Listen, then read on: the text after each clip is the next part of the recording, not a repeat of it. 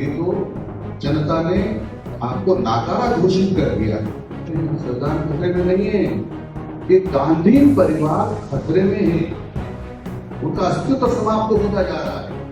हिंदुस्तान की जनता ने आपको स्वीकार ही नहीं किया, तो कहीं त्याग तपस्या याद।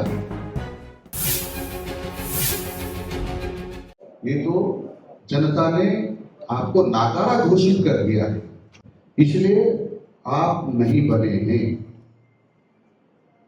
और बाबा साहब अम्बेडकर की लगातार बात करते हैं। बाबा साहब अम्बेडकर एक महान महापुरुष जिसका पूरा देशवासी सम्मान करते हैं और करना चाहिए, लेकिन कांग्रेस ने सम्मान नहीं। कांग्रेस की सरकार रहते हुए उनका तेरे चित्र लोकसभा में नहीं लग पाया। राजघाट पर अंतिम संस्कार की अनुमति उनको नहीं मिली। जिन्होंने संविधान का निर्माण किया है, संविधान के रचयिता हैं और उस समय के सबसे ज्यादा पढ़े लिखे विद्वान आदमी हैं, उनको राजघाट पर अंतिम संस्कार करने की अनुमति नहीं मिलती।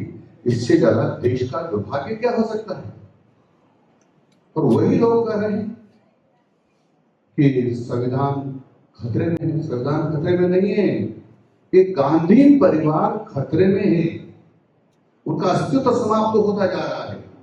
इसलिए उनके अस्तित्व बनाए रखने की इस प्रकार की चर्चाएं वो करते हैं। आप सबको पता होगा ये समय बहुत अच्छा नहीं।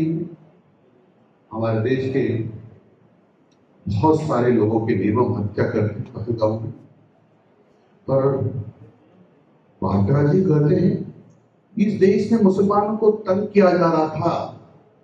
सब में कहूं तो एक, लेकिन भाव उनका था कि इसके बदले में उन्होंने इनको मारा है। यानी एक तरह से आतंकवादियों के समर्थन में उससे बात की है। तो आतंकवादियों के समर्थन करता भी आतंकवादियों की श्रेणी में ही आते हैं।